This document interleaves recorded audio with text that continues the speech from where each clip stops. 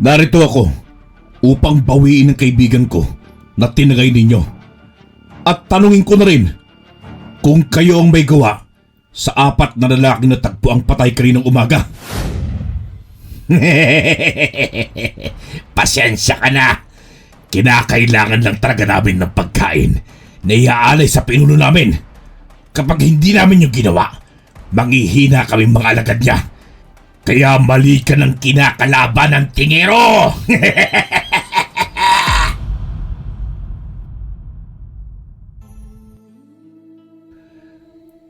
Isang pangyayari na susubukin ng katapangan at paninindigan ng isang tao tungkol sa kanyang tungkulin at propesyon. Ngunit paano kung ang misyon mo ay nakasalalay ang buong buhay ng mga tao sa isang baryo? Makakayanan mo kayang gampanan ang tungkulin mo? Magandang araw, Karine at Sir Froy. Mapagpalang araw sa lahat ng mga tagapakinig sa Ang Manlalakbay Channel. Unang-una sa lahat, ang pangyayaring aking ibabahagi sa inyo ay nangyari noong taong 1975 sa isang liblib na lugar ng Aklan. Hindi ko na pinangalanan ang baryo at ang bayan sapagkat nais kong itago ito sa lahat. Isa pa ay isa nang matiwasay ang Aklan ngayon. Bihira na rin lamang ang mga aswang. Ito ay galing sa aking karanasan mismo. Alam kong hindi paniniwalaan ng ilan ang aking ibabahaging kwento, ngunit naway pakinggan pa rin ninyong ito hanggang sa huli. Dahil ang pangyayaring ito ay marami akong natutunan na aral sa buhay at kung paanong manindigan. Itago niyo na lamang ako sa pangalang Amato. Nasa 75 gulang na ako ngayon. Isa na akong retiradong pulis. Sa aking serbisyo ay marami na akong nahawakang kaso, nakilalang mga tao at nasaksihang mga iba't ibang insidente. Kabilang narito ang aking karanasang ibabahagi. Taong 1975, sa isang bayan ng Aklan, sa isang liblib na baryo, kung saan ay bihira lamang puntahan ng mga tao at bihira lang din ang mga taong bumababa ng bayan, nangyari ang isang karumal-dumal na krimen na siyang nagdala ng takot sa buong bayan. Isa akong pulis noon at may mataas na posisyon na hinahawakan. Sa pagkakatanda ko'y nasa edad 26 na ako noon. Kinaugalian ko na rin ang tumulong sa aking kapwa at gampanan ang tungkulin ng tama. Bukod sa pagiging pulis, ay may pinakatatago akong sikreto na naman ako sa aking tatay Emo na isang dating antingero. Pinamana niya sa akin ang anting-anting na Infinito de Diyos. Sa pagkakaalam ko'y hindi ako normal noong bata pa lamang ako.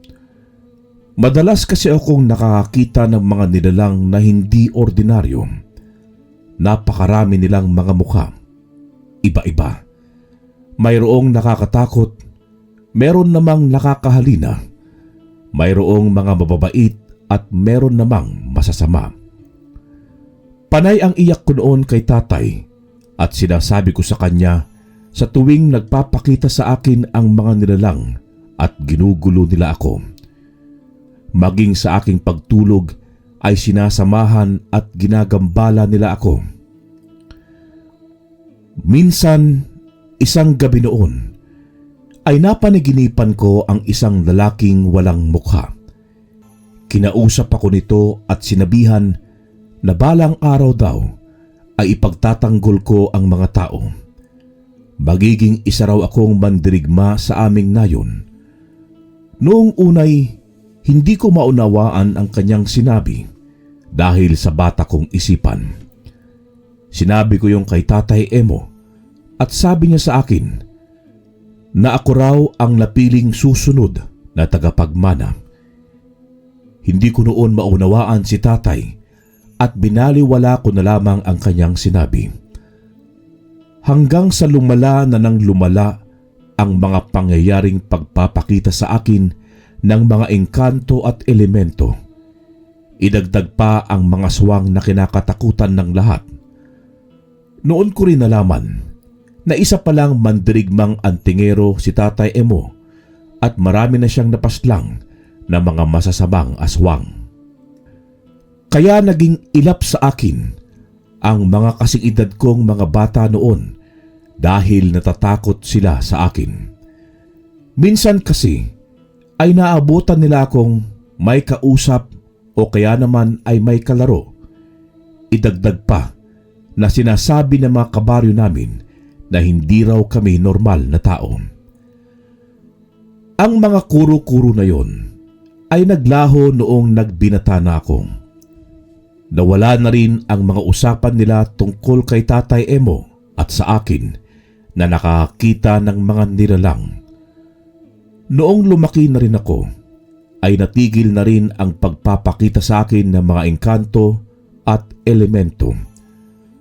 Ngunit bumalik yon simula nang ipasa sa akin ni tatay ang anting-anting na infinito di Diyos. Gabi-gabi na naman ulit akong nananaginip hanggang sa nakasanayan ko na rin. Tinuruan ako ni Tatay Emo noong nabubuhay pa siya kung paano gamitin ang anting-anting at kung paano ako magiging malakas.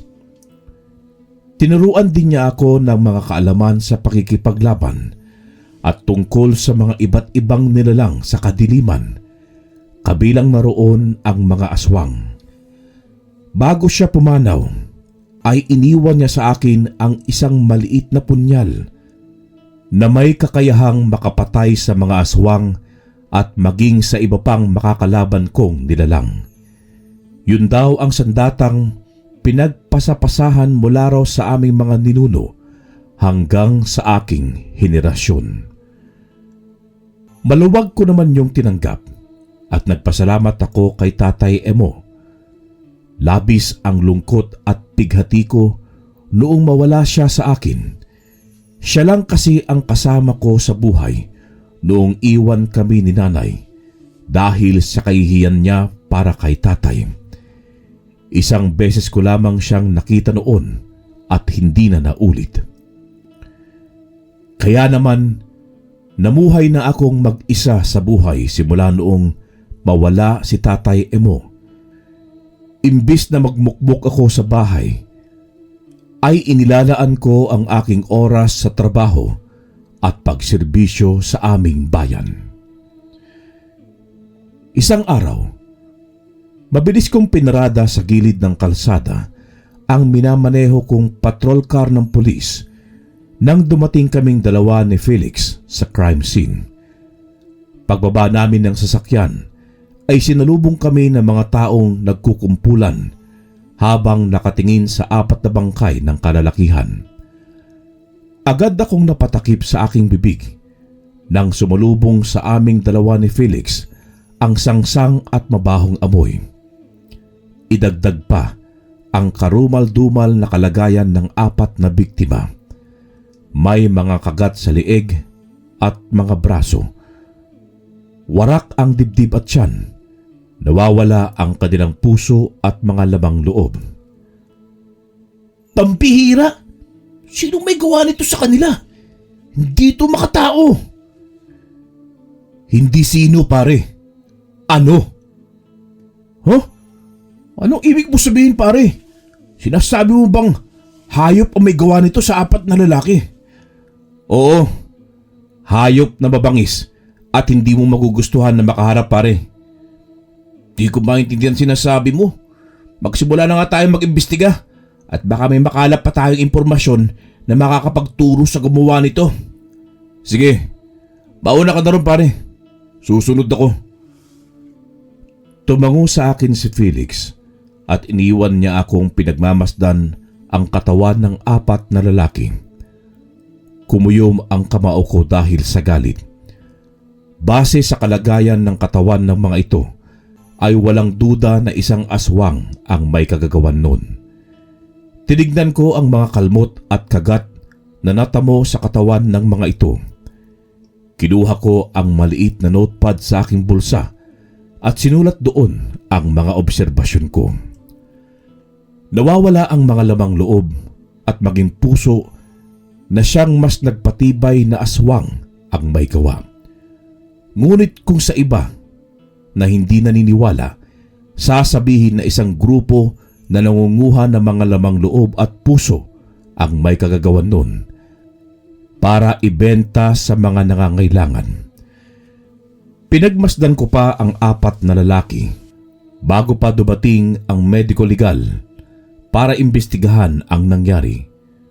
Umalis na rin ako noon at tumungo kay Felix na noon ay nagtatanong-tanong pa. Manong Eddie ang pangalan nyo, no? Anong oras nyo ba nakita ang magkakaibigan na ito? Ay, nakita ko sila sa isang tindahan doon sa aming baryo. Nagiinuman pa nga sila at nagkukwentuhan tungkol sa nililigawan ng kaibigan nila. Palagay ko baka alas 7 ng gabi ko sila namataan mula sa bahay ko. Kung ganoon Mang Eddie, nakita mo rin ba kung saan sila tumungo? At anong oras sila umalis sa tindahan na sinasabi nyo? Yan ang hindi ko natatandaan, sir. Sige na, Mang Eddie. Maraming salamat po sa kooperasyon. Kapag may mga ilan pa po kaming katanungan tungkol sa insidenteng to, pwede ka pa po naming puntahan. Walang problema sa akin yun, sir. Nandito lang ako. Umalis na rin si Mang Eddie pagkatapos niyang magpaalam sa amin. Kami namang dalawa ni Felix ay napatinging muli sa mga bangkay ng magkakaibigan nang isakay na ito papasok sa ambulansya. Hindi ko maiwasan ang mapaisip ng mga sandaling yun dahil ilang taon nang tahimik ang bayan namin. Ngunit, ayun na naman at may nagbabadyang kapahamakan at kasamaan sa buong bayan. Kinakailangan kong mahanap agad kung sino ang may gawa nito sa lalong madaling panahon bago pa siya may mabiktima na iba. Uy! Ayos ka lang ba pare? Nagsasalita kang mag-Israel ha? Huwag kang mag-alala. Mahanap din natin ang suspect na yun. Ano ba sa tingin mo may gawa nun sa magkakaibigan? Sa pagkakaalam ko, may grupo ng mga tao na kumukuha ng mga lamang loob para ibenta. Baka sila rin ang may gawa nito sa magkakaibigan. Sino naman sa tingin mo may mga taong kayang gawin yun sa 4? Alam mo pare, kapag pera ang usapan ay handa nilang gawin ang lahat. Hindi ka ba naniniwala sa aswang? Tumawa ng malakas si Felix nang marinig niya ang sinabi ko. Umiling pa siya sa akin na parabang hindi ka panipaniwala ang lumabas na mga salita sa bibig ko. Tinapik pa niya ako sa balikat habang pinapakalma ang sarili sa pagtawa. Inalis ko ang pagkakaakbay niya sa akin dahil sa inis. Hindi ko naman siya masisi kung ayaw niyang maniwala sa akin. Desidido na ako ng mga sandaling yun. Nahahanapin ko ang aswang na siyang nagdala na naman ng kaguluhan at takot sa aming bayan. Magsasalita na sana si Felix nang matanaw ko si Jake na isang periodista na patungo sa aming kinatatayuan ni Felix. Tinapik ko si Felix sa kanyang balikat para iparating sa kanya na siya na ang bahala kay Jake, pero pinigilan niya ako saka umiling. Felix! Ikaw na kumausap sa kanya kapag magtanong. Ako na naman ang papain mo eh. Ikaw na kasi pare. Ang kulit pa naman ng lalaking yan. Daming tanong. Ikaw na. May pupuntahan pa ako eh. Kailangan ko na magsimula sa pag-iimbestiga. Paalis na sana ako nang marinig ko ang pagtawag sa amin ni Jake. Hindi na nga kami nakaiwas ni Felix nang sunod-sunod na niya kaming tanungin tungkol sa insidente. Sinagot naman namin ni Felix ang mga katanungan niyang alam lamang naming sagutin. Noong matapos ay hinila ko na si Felix para makalayo na kami sa kanya nang bigla na lamang siyang sumunod sa amin. Nilingon siya ni Felix saka pinigilan. Pare, natapos na namin sagutin ang mga katanungan mo. Magtanong ka na sa ibang mga mamamayan dito. Wala pa kaming lead at hindi pa namin nalalaman kung sino ang mga suspect. Kaya nga sir sasama ako sa investigasyon nyo para may susulat akong balita. Isa itong malaking balita sa buong bayan ng Aklan. Nang sa ganun ay makapagbibigay naman kami ng babala sa mga mamamayan. Napahawak na lamang ako sa aking sentido at tinanguan ko na lamang si Felix. Kapag patuloy kaming tatanggi, ay siya namang ipagpipilitan ni Jake ang gusto niya. Nang makasakay kaming tatlo sa patrol car, ay inutusan ko si Felix na tumungo sa Tiangge na siyang pinanggalingan ng 4 na lalaki kagabi. Pagdating namin doon, ay agad naming hinanap ang tindera. Noong lumabas ito at hinarap kami, ay humingi muna kami ng permiso sa kanya para sa investigasyon. Noong pumayag ang tindera, ay binigyan na rin namin siya ng mga katanungan. Sa mga sandaling yun, ay pinakiramdaman ko ang aking anting-anting na infinito di Diyos kung nagiinit yun. Ngunit wala akong maramdaman. Hindi aswang ang tindera at wala itong kinalaman sa insidente. Nang matapos kami sa Tiangge, ay tumungo naman kami sa mga pamilya ng mga biktima na noon ay nasa morgue na. Tinanong namin sila kung may mga nakaaway ba ang kanilang mga anak o kaya ay may alitan. Ngunit mariin namang tumanggi ang lahat ng pamilya na walang kahit na sinong naging kalaban ang 4 na lalaki bago ang mga ito namatay. Nang matapos ang pag-iimbestiga namin, ay tumigil kami sa isang tiangge para bumili ng makakain. Sa paglilibot namin sa baryo, ay wala man lamang akong naramdaman na kakaiba. Wala ang aswang sa baryo na yon na siyang salarin. Hindi ko malaman kung saan ito nagtatago. Sumandal ako sa patrol car at pinagmasdan ang buong baryo. Abala ako sa pag-inom ng tubig nang lumapit sina Jake at Felix sa akin. Nagsama-sama ulit kami sa panibagong kaso. Dati kaming magkakaklasing 3 sa sekundarya. Magkakaibigan kaming 3, ngunit naghiwalay noong magkoleyo. Naiba ang kursong kinuha ni Jake, kaya siya lamang ang nahiwalay sa amin ni Felix.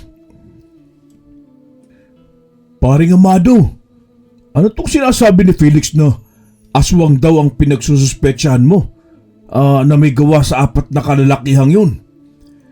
Aswang talagang suspetsa ko, pare.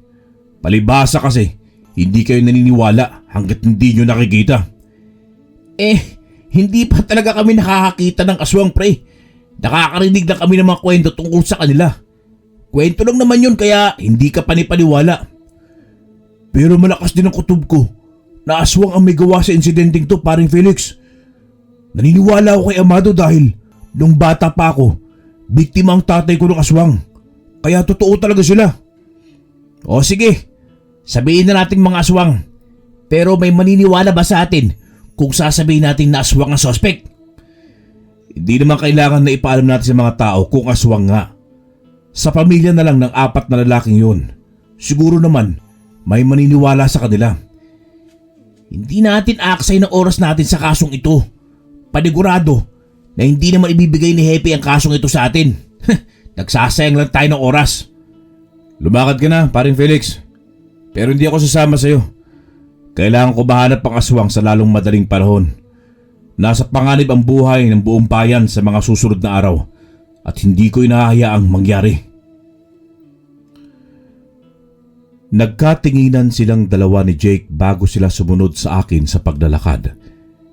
Nilingon ko silang dalawa at tinaasan ng kilay. Tinaas naman ni Jake ang kanyang kamay sa ere at sinabi sa akin nasasama siya sa investigasyon. Bilang isang periodista, ay tungkulin niya raw ang maghatid ng balita sa buong bayan. Hindi na rin ako umangal pa at sinama na siya.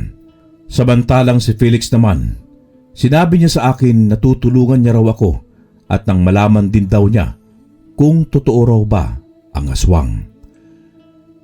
Noong makapag-usap na kaming tatlo, ay napagkasunduan naming maglibot na sa buong bayan para maghanap ng kahina-hinalang tao.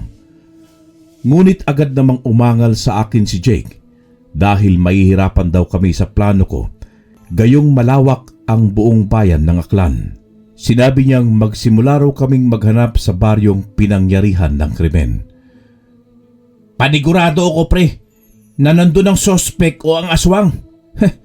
Hindi naman siguro siya lalayo sa pinangyarihan ng insidente, paring Amado. Kung ganon, kinakailangan natin magmanman sa buong baryo na ito, buong magdamag. Seryoso ka ba pare? Bakit buong gabi pa gayong pwede naman tayo magtrabaho sa umaga? Kapag sumapit lamang ang dilim, nagpapakita ang mga aswang pare. Doon natin sila madaling mahuli. Oras na lumabas sila sa kanilang pinagtataguan para maghanap ng mabibiktima. Sandali! Eh di, mahihirapan pala tayo niyan. Kinakailangan natin pain. Yun din ang nasa isip ko, Jake eh. At ikaw, ang ipapain naming dalawa ni Felix. Biglang namutla si Jake nang marinig niya ang sinabi ko. Pero agad din naman siyang umayos ng tayo at ngumiti ng bahagya nang tumawa ako. Inis niya akong tinulak dahilan para mas lalo akong matawa. Pagkatapos ng pag-uusap naming tatlo, ay tumungo na nga kami sa baryo kung saan ang pinangyarihan ng krimen. Humanap kami ng matutuluyan. Mabuti na lamang may nakita kaming bahay na pagmamay-ari ng asawa na hindi nila ginagamit. Hindi na rin nila kami pinabayad para na rin daw makatulong sila sa amin sa paglutas ng misteryosong nangyari sa kanilang baryo. Noong nakapagbihis na ako ng damit, ay dumungaw ako sa bintana para pagmasdan ang paligid. Hindi ganon kalapit ang bahay sa isa't isa. May ilang metro pa ang layo bago pa ang sunod na bahay. Diblib ang kinaroroonan ng baryo at hindi pa abot ng elektrisidad ang kinaroroonan namin. Kaya siga na lamang ang magsisilbing ilaw namin sa gabi at ang gasera. Nag-iisip ako sa mga sandaling yun nang matanaw ko ang isang babaeng kakaiba ang ganda sa hindi kalayuan. May kausap itong isang lalaki na mukhang maedad na. Naramdaman ko na lang ang biglang pag-init ng aking anting-anting. Mabilis akong bumaba ng bahay. Hinabol pa ako nila Jake at Felix, pero sinabihan kong huwag nila akong susundan. Tumango na lamang silang dalawa sa akin at sumunod. Noong makarating ako malapit sa kinaroroonan ng magandang babae at ng isang lalaki, ay nagpanggap akong naglalakad. Pero nanatili ang atensyon ko sa dalawa. Hindi ko pa mawari noon kung sino sa kanila ang aswang, lalo na at ganun na lamang katindi ang pag-iinit ng aking anting-anting na suot. Mas lalo pang lumakas ang init nun nang mapalapit ako sa kanila. Nang malapit na ang mga ito sa isang malaking bahay, ay tumigil ang dalawa. Napatingin sa buong paligid ang babae, dahilan para magtago ako sa isang mayabong na halamang naroon. Hinila ng babae ang lalaki papasok sa loob ng bahay, ngunit mukhang ayaw nitong sumama. Narinig ko pa ang sabi ng lalaki na baka raw mahuli sila ng kanyang asawa. Ngunit ngumiti ang babae at sinabi niyang mag-iingat sila at wala sa kanilang makakakita. Nakumbinsi ng babae ang lalaki at sabay na silang pumasok sa loob ng malaking bahay. Tatayo na sana ako mula sa aking pinagkukublihan, nang dumating na lamang bigla ang isang ale na may daladalang itak. Galit na galit ito at tinatawag ang pangalan ng lalaking. Pinapalabas nito ang dalawa para harapin siya at mag-usap-usap silang tatlo. Noong hindi lumabas ang asawa niya at ang babae, ay dumampot siya ng bato at binato niya ang bahay. Ilang sandali pa'y lumabas ang lalaki at ang babae. Umiiyak ang ale at galit na galit nitong sinugod ang magandang babae. Ngunit pinigilan naman ito ng maedad ng lalaki para hindi ito makapanakit ng tao. Wala na akong nagawa noon kundi ang lumabas sa pinagkukublihan ko. Pinigilan ko ang aling mag-iskandalo at nagpakilala akong pulis. Habang kausap ko silang tatlo, ay hindi mapigilan ang pag-iinit ng aking mutya. Nagkunwari akong tinabik sa balikat ang mag-asawa na noon ay nagkakalaitan na para malaman ko kung sino ba talaga ang aswang. Hanggang sa wala akong naramdaman na kakaiba sa kanilang dalawa. Palihim kong tinignan ang babaeng maganda at kitang-kita ko ang pagtalim ng kanyang mga mata habang nakatitig sa alim.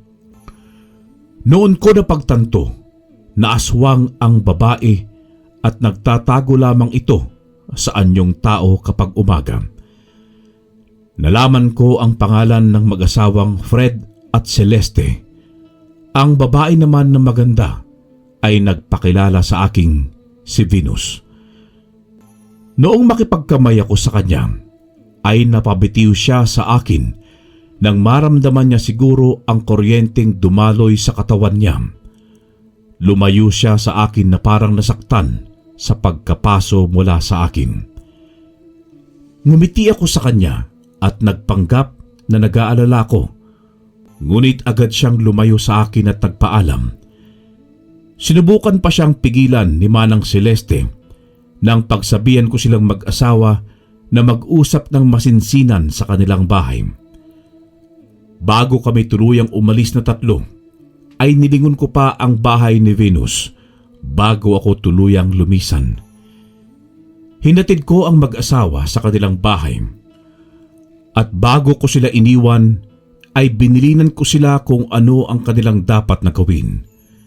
Sinabihan ko silang maglagay ng asin at bawang sa bawat sulok ng kanilang bahay. Nagtataka naman si Manang Celeste sa akin at Mang Fred. Ngunit hindi ko na sa kanila ipiniliwanag ang lahat. Pagkatapos nun, ay nagpaalam na ako sa kanilang mag-asawa at bumalik sa bahay na aming tinutuluyan. Sinalubong naman ako ni na Jake at Felix ng mga katanungan. Pare, saan ka ba nagpunta? Bakit hindi mo kami sinamin ni paring Jake? Pasensya na kayo ha.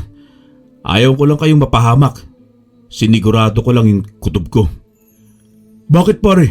Ano ba yun? Saan ka ba nagpunta? Sino yung mga sinundan mo kanina? Alam ko na kung sino ang aswang sa baryo na ito. Malalaman din natin kung siya ang pumatay sa 4 na lalaki. Sandali pare. Sigurado ka ba sa sinasabi mo? Baka naman nagbibinta ka lang. At baka malagay sa panganib ang trabaho natin. Alam mo naman kailangan natin ebidensya bago natin hulihin ang aswang. Mamayang hapon, pagsapit ng alas 5:30, tumungo tayo malapit sa bahay ng aswang. Makikita ninyong dalawa na totoo ang sinasabi ko. Sa ngayon, tulungan ninyo akong maganda. Lalong-lalo na kayo at wala kayong proteksyon. Sandali, bakit kasama ako? Wala akong sinabi na sasama ako sa misyon ninyo ha. Hindi ako pulis, pero dista lamang ako. Kung ganon, wala kang makukuha sa aming balita. Wala namang ganon pare. Ang usapan natin ang usapan, ikaw ang magiging pain namin ni paring Amado. Kaya sumunod ka sa usapan. Isa pa, poprotektahan ka naman namin Hindi namin hayaan na papahamak ka. Huwag kang magalala pare. Kung ayaw mo talaga ay hindi kita pipilitin. Ikaw rin, Felix. Dito na lang kayo ni Jake. Ako nang bahala sa aswang. Di naman ako makakapayag sa bagay na yan. Kasama mo ako sa misyon na to. Body tayo, Bok. Si Jake na lang ang maiiwan dito. Kasama na ako. Baka sabihin niyo pang duwag ako. May alam din naman ako kahit paano sa pakikipaglaban. Bigyan niyo lang ako ng sandata na mga gamit ko. Sigurado ka ba, pare? Hindi ka naman obligado eh. Isa pa eh, baka mapahamak ka. Huwag kayong mag-alala sa akin. Kayang-kaya ko sa sarili ko. Wala na akong nagawa noon nang magpumilit si Jake na sumama sa aming dalawa ni Felix. Binigyan ko siya ng isang punyal na siyang daladala ko palagi sa pakikipaglaban bukod sa baril na aking gamit. Noong pagsapit ng hapon ay naghanda na nga kaming tatlo ng mga kagamitan na aming gagamitin. Naglagay sa isang knapsack ng sprayer si Jake na may lamang tubig na may asin at bawang. Ganon din si Felix nang hindi ko inaasahang susundin nila ang plano ko. Naglagay din kami ng asin at bawang sa bulsa ng aming pantalon kung sakali mang maipit kami sa labanan laban sa aswang na si Venus. Kahit na may anting-anting ako, ay kinakailangan ko pa ring mag-ingat at utakan ang mga aswang.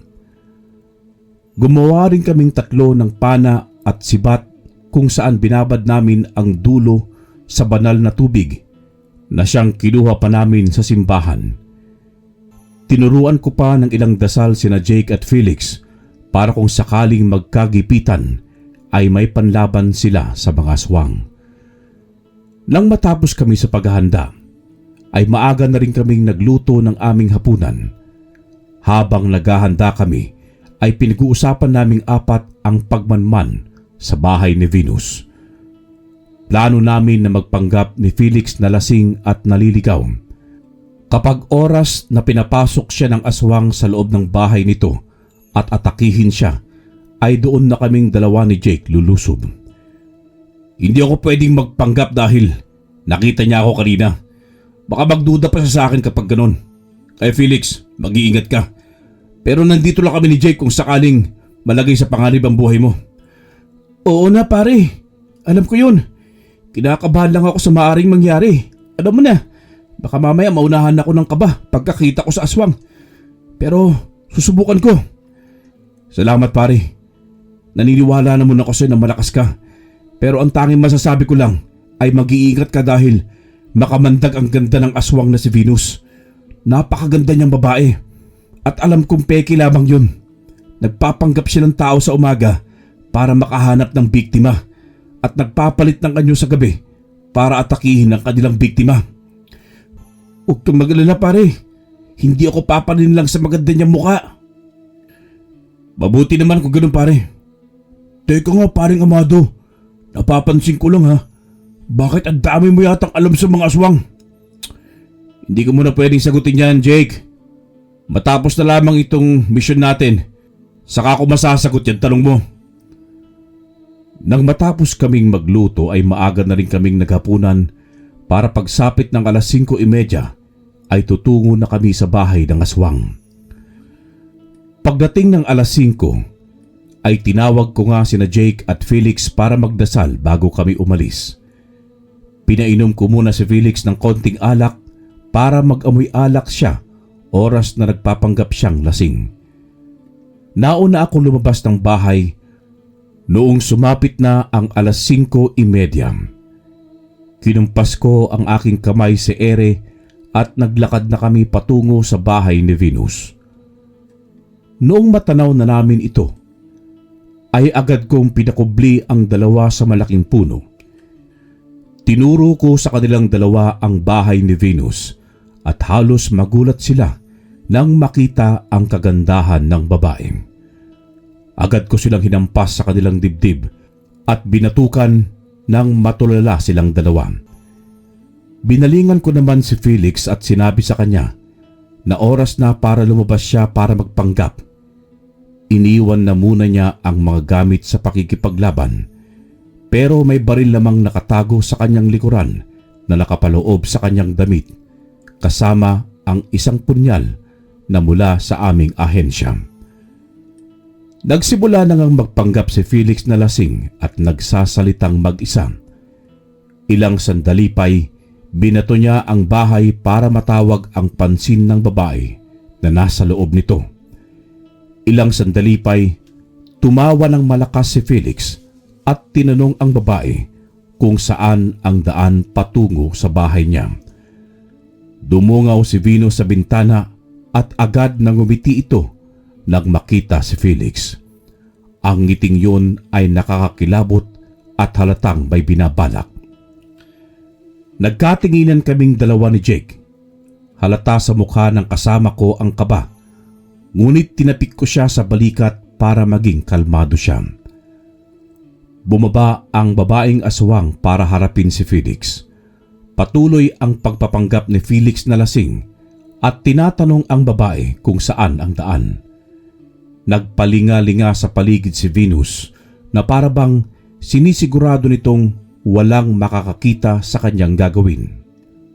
Ngumiti si Venus kay Felix at hinawakan ang pisngi ng aking kaibigan. Pagkatapos nun ay ngumiti ito at sinabi kay Felix na ang bahay na nakikita nito ay ang bahay ng aking kaibigan. Nang hilahin si Felix ni Venus ay nagpatangay siya sa parte ng plano. Noong tuluyan nang nakatalikod sa amin si Felix, ay nakita ko ang senyales sa kanyang hintuturo na nakataas. Iisa lang ang ibig sabihin nun, kumpirmadong gumana ang plano naming tatlo. Hinintay muna naming dalawa si Jake na tuluyang makaakyat sa itaas, sina Felix at Venus. Noong nasa loob silang tuluyan, ay nagsimula na rin kaming tumungo patungo sa ilalim ng bahay. Nakinig kaming dalawa ni Jake at sumilip ako sa siwang sa dingding. Hinanap ng aking dalawang mata kung nasaan naroon si Felix at si Venus. Nakita kong pinaupo ni Venus si Felix sa isang mahabang upuan na kahoy. Iniwan ni Venus si Felix sa sala. Nilinga ni Felix ang kanyang paningin sa buong paligid at naglabas ng bawang mula sa kanyang bulsa at kinain niya yun. Pagbalik ni Venus ay nagpanggap siyang nahihilo. Ganon na lamang ang gulat ko nang biglang hampasin ni Venus sa ulo si Felix, dahilan para mawalan ito ng malay. Napakuyom ang kamay ko sa kabiglaan at galit. Akma na sana akong aalis sa pwesto ko nang makita ko ang isang lalaki na bigla na lamang lumabas mula sa silid nito. Narinig ko na sinabihan nito si Venus na kailangan nilang dalhin si Felix sa kanilang pinagtataguan para ialay sa kanilang pinuno na nanghihina. Tiningnan ko si Jake at sinenyasan ko siya na talasan ang kanyang mata at maging alerto sa mga susunod na mangyayari. Tumango naman siya sa akin pero ramdam ko ang panginginig ng kanyang katawan dahil sa kaba at takot. Sinenyasan ko rin siya na susundan namin ang dalawang aswang kung saan ang mga ito patungo at dadalhin si Felix. Hindi kami gumawa ng ingay na dalawa para hindi kami matunugan ng kalaban.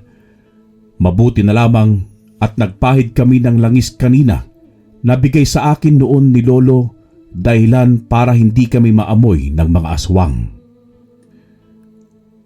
Muli akong sumilip sa butas at nakita kong binuhat ng lalaking aswang si Felix.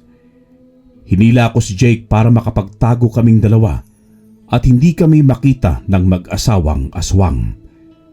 Lumabas ang mga ito habang dala-dala si Jake pababa ng hagdan. Kitang-kita naming dalawa ni Jake ang pagpapalit ng anyo ng mga ito sa isang napakalaking aswang. Katawang tao na ang ulo ay parang isang lobo. May mahaba at matutulis na ngipin. Mabalahibo ang kanilang katawan na kulay itim, mahaba ang mga kuko at naglalaway. Bigla na lamang napahawak sa aking balikat si Jake habang namumutla siya at pinagpapawisan. Sisigaw sana siya nang agad kong tinakpan ng kanyang bibig ng aking kanang kamay. Sinubukan kong hindi siya makagawa ng ingay para hindi kami makita ng aswang. Nagsimulang tumakbo ang dalawang aswang na kasing bilis ng isang lobong aso. Napatingin ako kay Jake nang nanginginig pa rin siya. Gusto ko man siyang iwan ngunit hindi ko magawa sa mga sandaling yun. Noong nakalayo na ang dalawang aswang ay saka ko na siya binalingan. "Jake, makinig ka sa akin ha. Bumalik ka na sa bahay na inuupahan natin. Doon mo na lang kami hintayin ni Felix. Kapag sumama ka pa, ay baka mapahamak ka pa." "Totoo palang sinasabi mo, Amado.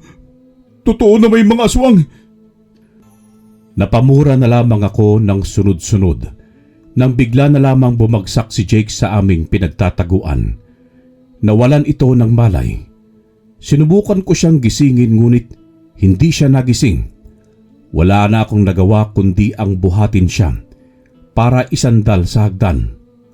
Sinubukan ko ulit siyang gisingin hanggang sa magising siya. "Pare, sundin mo na lang inuutos ko. Ako nang bahalang magligtas kay Felix. Huwag ka nang sumama sa akin. Baka mapahamak ka pa." "Sasama ako sa'yo, pare. Ayokong bumalik mag-isa sa bahay na tinutuluyan natin. Baka makasalubong ko pa ang ibang aswang." "Kung ganon, tatagan mo ang sarili mo. Kailangan natin iligtas si Felix dahil hindi natin inaasahan ang gagawin ng mag-asawang aswang. Kung hindi natin agad susundan si Felix, paniguradong mapapahamak siya." "Pero paano natin masusundan si Felix? Nakawala na ang dalawang aswang." "Akong bahala ron, Jake. Sumunod ka lang sa akin. Ang gusto ko ay tapangan mo ang loob mo at huwag kang padadaig sa takot." "Sige, susubukan ko, pare." Tinapik ko siya sa kanyang balikat. Kinuha ko ang aking kwintas na anting-anting. Ipinikit ko ang aking mga mata at nagsimula ako sa pagdarasal. Dumaloy ang init na nagmumula roon patungo sa aking katawan. May ilang imahe akong nakita sa aking isipan. Itinuturo ng aking anting-anting kung saan dumaan ang mag-asawang aswang patungo sa teritoryo ng mga ito. Hinila ko na si Jake sa kanyang kamay at nagsimula na nga kaming tumakbong dalawa. Dala-dala namin ang mga gamit namin. Tinahak na nga naming dalawa ang daang itinuro sa akin ng Infinito di Diyos, kung saan tumungo ang dalawang aswang. Takang-taka si Jake sa akin habang nakasunod siya sa aking likuran. Alam kong marami siyang katanungan pero pinili niyang maging tahimik sa takot na baka matunugan kami ng mga aswang. Makaraan ang ilang sandali ay huminto na ang paggalaw ng aking anting-anting nang mamataan namin ang isang bahay sa tagong lugar. Agad kaming nagkubling dalawa ni Jake sa isang malagong halaman. Pinagmasdan ko ang buong paligid. May nakita akong 3 taong nagbabantay sa labas. Natanaw ko rin ang isang matandang lalaking kaharap ang mag-asawa na siyang karga si Felix. Nakita kong ngumiti ang matandang aswang habang tumatango. Pinapasok nito sa loob ang mag-asawang aswang. Dala-dala si Felix. Binalingan ko si Jake na noon ay medyo kalmado na at mukhang hindi na nagulat sa itsura ng mga aswang. "Pare, dito ka na lang. Ako nang susugod sa loob. Saka na lang kita tatawagin kapag kailangan ko na talaga ng tulong. Huwag kang lalabas sa pinagtataguan mo na ito hanggat hindi kami dumarating ni Felix." "Susama ako sa iyo, pare. Ayaw ko maiwan dito. Baka mamaya may aswang pala rito sa gubat at bigla na lang akong atakihin." "Hindi pwede, pare. Baka mas lalo ka pa mapahamak kapag sumama ka pa sa akin." "Sige, pare. Basta kung kailangan mo ng tulong, tawagin mo na lamang ako." Tumango ako kay Jake at tinapik ko siya sa balikat bago ko siya iwan doon.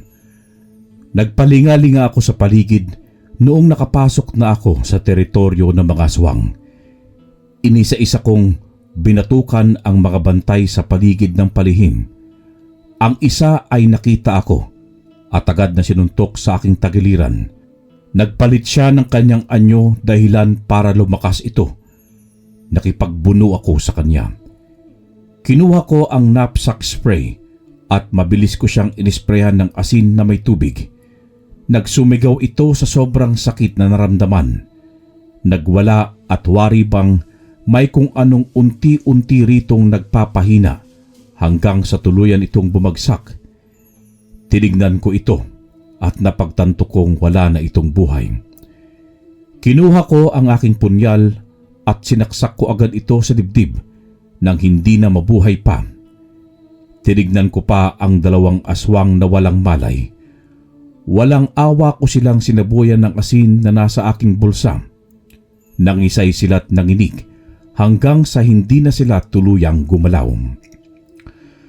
Paglingon ko sa bahay kung saan nasa loob si Felix, ay natanaw ko ang asawa ni Venus. Nasaan yung tao ito kung kaya't agad ko itong nakilala. Nanlilisik ang mga mata nitong nakatingin sa akin habang nagtatagis ang kanyang bagang. Kumuyom ang kanyang kamay nang makita niya ang tatlong kasamahan nila na wala ng buhay. Mabilis siyang lumukso mula sa hagdan at tumungo sa akin. Pero hindi siya makalapit nang maramdaman niya ang aking tangan na anting-anting. Sino ka? Anong atraso namin sa'yo? Base pa lamang sa presensya mo ay isa kang antigero.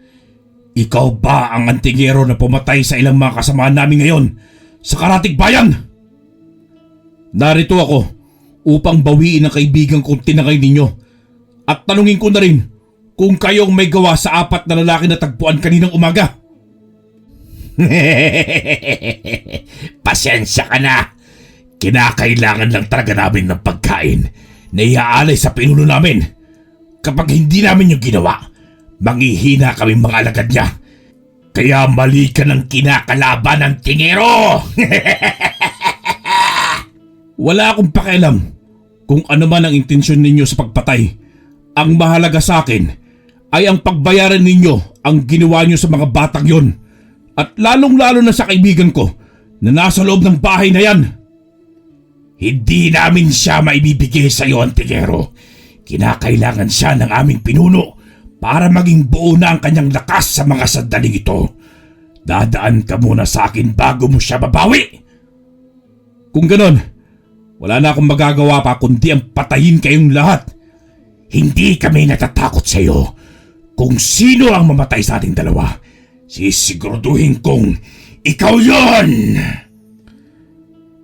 Mabilis na sumugod sa akin si Carlo. Pero napatigil siya nang maramdaman na naman niya ang presensya ng aking anting-anting. Napangiti ako at tinaasan ko siya ng aking kilay. Galit na galit siyang sinubukan akong muling salakayin. Kahit na nahihirapan siya, ay pinilit niya pa rin akong abutin ng mga mahaba niyang kuko. Ngunit mabilis kong hinawakan ng kanyang braso at binalibag ko siya sa lupa. Narinig ko ang malakas na alulong ng isang babaeng aswang na nasa balkonahe ng bahay. Nakapagpalit na ito ng anyo. Mabilis itong tumakbo patungo sa kinaroroonan ko. Pinatamaan ko ulit siya ng spray na may tubig na may asin sa direksyon nito, ngunit agad itong lumundag ng napakataas. Humalakhak ang lalaking aswang habang unti-unti itong nagpapalit ng anyo.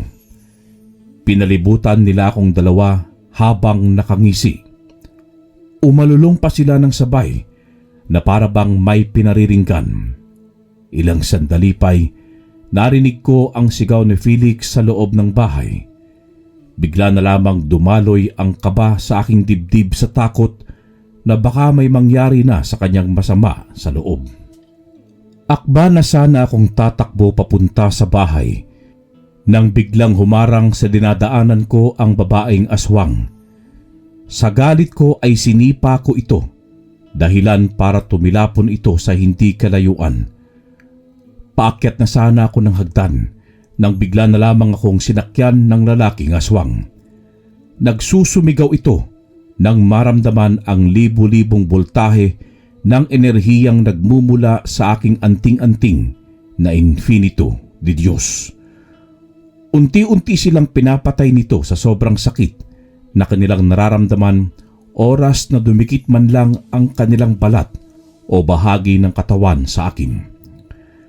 Kapag mabilis lamang ang pagkakadikit ay kaunti lamang ang magiging epekto nun sa kanila. Pero kapag matagal ay maaari nilang ikamatay. Hinawakan ko ang ulo ng lalaking aswang at parang isang magaan na bagay lamang siya sa akin. Itinapon ko siya sa bahay dahilan para mawasak ang dingding nun na gawa sa kahoy. Noong magkabutas ay nakita ko sa loob ang aswang na gabunan na ipinagtatanggol ng mag-asawang aswang. Gulat na gulat ito nang makita niya ako sa labas. Nakita ko si Felix na wala pa ring malay at mukhang tangka na sana itong kakainin ng aswang na gabunan. Mabilis akong pumasok sa loob ng bahay at sinipa ang aswang na gabunan. Nawasak ang dingding ng bahay nito nang tumilapon ito sa labas. Tumungo agad ako kay Felix at sinubukan ko siyang gisingin. Noong nagkamalay na siya ay nag-usal ako ng panalangin habang hawak ko ang kanyang sintido. Sa ganoong paraan ay hindi niya malimot na mga aswang ang kalaban namin at hindi siya matalo ng kanyang takot. Ayos ka lang ba, pare? May nararamdaman ka bang kakaiba sa katawan mo? Wala naman, pare. Masakit lang yung batok ko eh. Siguro sa paghampas sa ulo ko. Inampas ba ako? Humanta siya. Pagbabayarin ko siya sa ginawa niya sa akin. Hindi lang silang mag-asawa ang kalaban natin, pare. May pinuno silang pinaprotektahan. Ang aswang na gabunan. Kayo na ang bahala ni Jake sa dalawang aswang na mag-asawa. At ako naman ang bahala sa kanilang pinuno. Hindi na rin nila kayo basta-bastang maapektuhan sapagkat dinasalan ko na kayong dalawa ni Jake. Kung ganon, nakanda na ako, pare. Tapusin na natin to nang matapos na rin ang kababalaghan na nangyari sa ating baryo. Tumango ako kay Felix. Bago kami naghiwalay, ay tinapik niya muna ako sa balikat at sinabihan akong mag-ingat. Ganon din ang ginawa ko sa kanya. Ilang sandali pa'y narinig namin ang malakas na sigaw ni Jake sa labas. Pagtingin namin ay sinugod niya ang aswang na babaeng si Venus. Kikilos na sana ako para tulungan siya nang pigilan ako ni Felix. Ako nang bahala kay Jake, pare. Kami nang bahalang talunin ng mag-asawang aswang. Talunin mo ang gabunan. Tumango ako kay Felix. Pagkatapos nun ay mabilis siyang tumalon sa bintana at sunod-sunod na pinagbabaril ang mag-asawang aswang.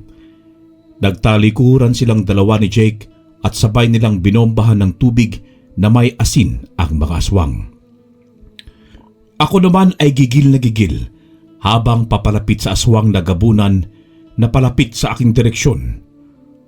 Ngumisi siya nang matitigan niya ako. Mukhang may nakita itong aparisyon mula sa katauhan ko. Walang duda. Kahawig mo ang iyong ama na si Emo. Talaga nga naman. Saan pa ba magmamana ang anak kundi sa mga magulang? Sa wakas ay nakaharap na rin kita. Mapapatay ko na rin ang tagapagmana ni Emo. Kayong mga hadlang sa plano ko na maging malakas. Huwag ka ng maraming sinasabi, aswang. Iisa lang ang pakay ko ngayong gabi. Yun ay ang patayin kayo para bigyan ng hustisya ang pagkamatay ng 4 na lalaki. Kahit anong gawin mo, hindi na rin sila mabubuhay. Nakain na namin ang mga lamang loob nila. Wala nang saysay ang hustisyang sinasabi mo. Mayroon, aswang, at sisiguraduhin kong na ang hustisya ay ang buhay mo. Mabilis akong sumugod sa aswang na gabunan. Ilang beses kami nagkapalitan ng suntok at sipa, pero magaling siyang umiwas sa mga atake ko. Kung bilis lang din ng pagbabasehan, ay mabilis din siyang kumilos. Sinubukan kong bombahin sa kanya ang tubig na may asin, ngunit naiiwasan niya ito hanggang sa maubos ang laman ng knapsack spray. Kinuha ko yon mula sa aking likuran at saka binitawan. Hinugot ko naman ang aking punyal na dinasalan ko pa yon at pinagawa sa isang magaling na pantay. Gawa yun sa tanso na siyang kinatatakutan ng aswang. Hinawakan ko yon gamit ang aking kanang kamay at ang isa kong kamay ay nakapaloob sa aking bulsa. Tinakbo ng aswang na gabunan ang pagitan naming dalawa.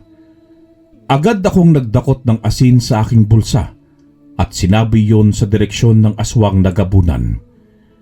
Nang masabuyan ko ito ay bigla itong nagsisigaw at naglulukso-lukso mula sa kanyang kinatatayuan.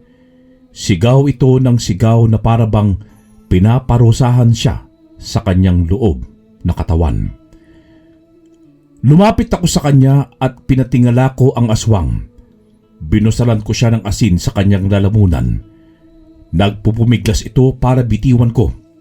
Ngunit hindi ko siya hinayaang makawala. Kahit nasasaktan siya sa paghawak sa aking kamay, ay pinilit niya pa rin. Nakakakilabot ang sigaw niya na parang naghihinagpis. Nangisay siya at bigla na lamang bumagsak sa lupa nang bitawan ko. Kumunot ang aking noo nang bigla siyang pumilipit. Sa isang iglap ay may lumabas na maliit na nilalang sa bunganga ng aswang na gabunan na nakakakilabot ang itsura. Sumigaw ito ng pagkalakas-lakas na nakakabingi. Unti-unti itong lumalaki sa tuwing sumisigaw. Wala na akong inaksaya na oras at sinugod ko na ito. Sinabuyan ko pa ng asin at sinamahan ng dasal para tuluyan na itong mapuksa. Mabilis ang kilos ng nakakilabot na anyo ng totoong aswang. Bukod sa aso nitong muka ay hindi ko mawari ang anyo nito. Mabalahibong nilalang at may katawan na tulad ng isang paniki. Nagpalitan kami ng atake sa bawat isa, pero mabilis ang kanyang mga kilos kung kaya't hindi ko siya matamaan. Ganon din siya sa akin. Galit na galit ang aswang na nilalang dahil hindi man lang niya ako matamaan. Nagdasal ako ng napakalakas. Bigla siyang napahawak sa kanyang tenga na parabang ayaw niyang marinig ang dasal ko. Humahalakhak ito ng malakas, ngunit ngumisi lamang ako sa kanya. Hinugot ko ang baril na nasa aking baywang at kinalabit ko ang gatilyo. Sunod-sunod na putok ng baril ang umalingaw-ngaw sa buong paligid. Bumagsak ang nilalang sa damuhan na wala ng buhay. Mabilis akong tumungo sa katawan ng aswang na aking nabaril. Wala na roon ang hiram na anyo nito ng tao, kundi napalitan na ito ng mga tuyong dahon. Tinignan ko ang anyong aswang nito at hindi na yun humihinga. Nang masigurong patay na ito, ay sinabuyan ko ito ng asin at nagdasal. Lumuhod ako at sinaksak ko ito sa dibdib. Yun lamang ang tanging paraan para tuluyan na itong hindi na makapaminsala pa. Kumuha na din ako ng posporo sa aking bulsa at sinindihan ang tuyong mga dahon na naroon. Unti-unti nitong nilamon ang katawan ng gabunang aswang. Kumilos na rin ako para tulungan ang dalawa kong kaibigan. Napatumbahin ang mag-asawang aswang. Nang dumating ako sa kanilang kinaroroonan, ay agad kong pinaputukan ng baril ang mag-asawang aswang. Humandusay ang mga ito sa lupa. Mabilis naman itong pinagsisipa ni Jake at si Felix naman ay umatake sa mga ito gamit ang punyal. Napaluhod kaming tatlo sa damuhan. Nang matapos na rin naming mapaslang ang mga aswang sa baryong yun, lumikha ako ng apoy at sinunog ang katawan ng mag-asawang aswang. Takang-taka naman ang dalawa sa akin kung bakit ko yun ginawa. Ito lang ang taking paraan para hindi na sila mabuhay pa. Isa pa, dapat manatiling lihim na lamang ang nangyaring ito sa ating tatlo. Dahil kahit nasabihin natin sa lahat na isang aswang ang napaslang natin, hindi pa rin nila tayo paniniwalaan. Nauunawaan namin ang pasya mo, pare. Maski ako ay aminado na hindi naniniwala sa'yo nung una. Pero nung makita ng aking dalawang mata ang aswang, doon lamang ako naniwala. Ako rin. Pasensya na paring Amado kung di agad ako naniwala sa'yo. Walang kaso yun. Ang mahalaga, nabigyan natin ng hustisya ang pagkamatay ng 4 na kabataang yun. Pagkatapos ng pangyayaring yun, ay naging maayos na rin ang baryo na pinangyarihan ng krimen. Hindi rin isiniwalat ni Jake ang mga nangyari sa dyaryo para hindi na rin maging usapan yon sa buong bayan. Nanatiling lihim lamang sa aming 3 ang pangyayaring yun na para kina Jake at Felix ay hindi nila makakalibutan. Ako naman ay patuloy sa paglilingkod sa aking mga kababayan bilang isang pulis at antingero upang masiguro ang kapayapaan at kabutihan sa buong bayan. Sa paraang yon ay nagagawa ko ang aking tungkulin at binitawang pangako sa aking ama na dati ay isang antingero. Wakas.